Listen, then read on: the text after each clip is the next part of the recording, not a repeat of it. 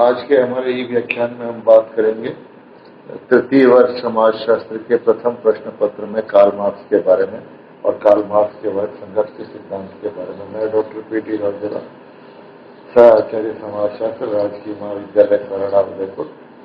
कल के व्याख्यान में हमने बात की थी मार्क्स के द्वारा प्रतिपादित वर्ग संघर्ष के विभिन्न सिद्धांतों के बारे में और मार्क्स द्वारा जो विभिन्न जो उनके विचार थे, उनकी कृतियां थी, उसके बारे में।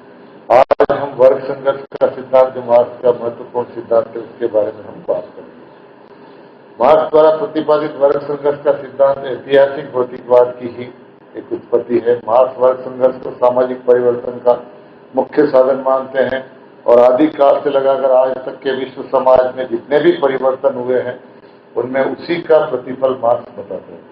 मार्क्स के अनुसार समाज में आर्थिक विषमता के कारण सदैव दो वर्ग रहे हैं, एक धनी वर्ग तथा दूसरा निर्धन वर्ग, एक पूंजीपति वर्ग, दूसरा श्रमिक वर्ग। इन्हें वह संपन्न और विपन्न हैव नॉट कहते हैं। इन दोनों वर्गों के हित परस्पर विरोधी होते, अतः ये दोनों एक दूसरे को अपना शत्रु समझते। इसमें आदिकाल से ही संघर्ष चलता रहा है। मार्क्स वर्ग संघर्ष के सिद्धांत की मूल विशेषता के रूप में वर्ग संघर्ष को सिद्धांत को स्वीकार करते हैं। उन्होंने अपनी रचना साम्यवादी घोषणा पत्र कम्युनिस्ट मैनिफेस्टो में बताया, अब तक के सभी समाजों का इतिहास वर्ग संघर्ष का इतिहास है, अर्थात history of all hitherto existing society is the history of class struggle. साधारण जनता का कुलीनों से, कृषकों का भूस्वामियों से,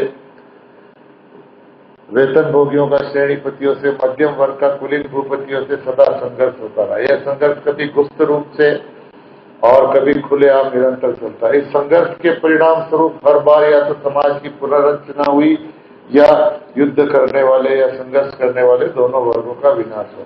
अब तक के इतिहास में जो भी सामाजिक परिवर्तन हुए, उनमें पुराने वर्ग मिलते रहे और नए वर्ग अस्तित्व में, परंतु शोषण के मूल ढांचे में कोई परिवर्तन नहीं हुआ, अर्थात शोषक और शोषित का रूप बदलकर कायम रहे। प्राचीन काल की दास प्रथा में संबंध मालिक और सेवक के रूप में था। मध्यकाल में सामंत प्रथा में वही संबंध जमींदार और किसान के रूप में। आधुनिक युग की पूंजीवादी व्यवस्था में मालिक और मजदूर के रूप में, श्रमिक और मालिक और पूंजीपति की। परंतु पूंजीवादी व्यवस्था में वर्तमान दौर में वर्ग संघर्ष अपनी चरम सीमा पर पहुंच गया है, क्योंकि यह संघर्ष बड़ा सरल और स्पष्ट दिखाई देता है, क्योंकि इसमें अतिरिक्त मूल्य के कारण और अलगाव के कारण जो पूंजीपति होता है वह अधिक मुनाफा कमाता है, श्रमिक होता है वह केवल श्रम करता है, उत्पादन के साधनों में उसकी कोई हिस्सेदारी या स्वामित्व नहीं होता है। मार्क्स का कहना है कि आज पूंजीपति पर आधारित पूंजी उत्पादन प्रणाली के फलस्वरूप सारी पूंजी और जो स्वामित्व है उत्पादन के साधनों का, वह पूंजीपति के हाथ में होता है। श्रमिक के पास कोई संसाधन नहीं होता है, वह पूरी तरह से पूंजीपति पर निर्भर होता है। पूंजीपति वर्ग छोटे से छोटा होता जाता है और श्रमिक वर्ग का आकार बढ़ता जाता है।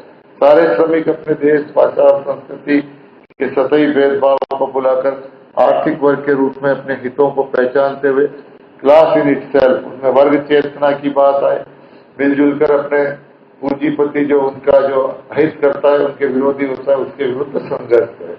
पूंजीपति अपने बड़े बढ़ते हुए लाभ का उपयोग करने के लिए हमेशा श्रमिकों का शोषण करते रहे, इसलिए अपने उद्योग को वो हमेशा बढ़ाते रहते हैं।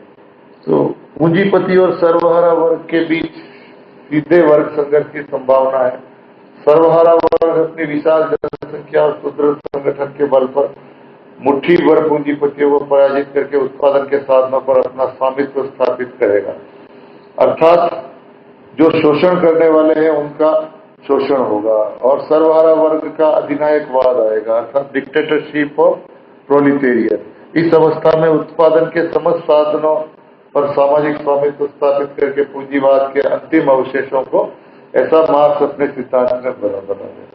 साम्यवादी जो समाज है उसकी स्थापना होगी सर्वहारा वर्ग के अधिनायकवाद के दौरान, जब शोषक वर्ग का नाम निशान मिट जाएगा, तब मार्क्स का कहना है वर्ग भेद हो जाए, नहीं रहेगा, न वर्ग संघर्ष। इस तरह वर्ग विहीन समाज की स्थापना होगी और राज्य का लक्ष्य वर्ग संघर्ष को दबाना होता है। साम्यवादी क्रांति के बाद मार्क्स के अनुसार राज्य भी लुप्त हो जाए। मार्क्स ने अपने सिद्धांत में यह निष्कर्ष निकाला है कि आधुनिक जो पूंजीवाद के विरुद्ध श्रमिकों को एक संगठित शक्तिशाली संघर्ष का परिणाम निकालना होगा। पूंजीवाद का अंत इससे होगा, श्रमिकों की विजय होगी और वे सर्वहारा श्रमिक वर्ग की तानाशाही की स्थापना करें। श्रमिक वर्ग बचे हुए पूंजीपतियों को अपने संगठित शक्ति से कुचलकर समाप्त कर देगा और सर्वहारा वर्ग का शासन स्थापित हो जाएगा। मार्क्स ने इस प्रकार वर्ग संघर्ष के आधार पर सामाजिक जो परिवर्तन की बात कही है, और इस परिवर्तन के साथ साथ मार्क्स का जो सिद्धांत है उस सिद्धांत में कई सारे क्रिटिसिज्म है।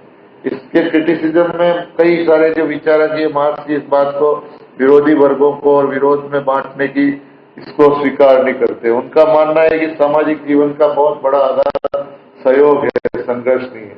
वर्ग संघर्ष के सिद्धांत को भ्रामक भी माना जाता है। इस प्रकार कई सारे विद्वानों ने मार्क्स के सिद्धांत को एक दिवा स्वप्न बताया है।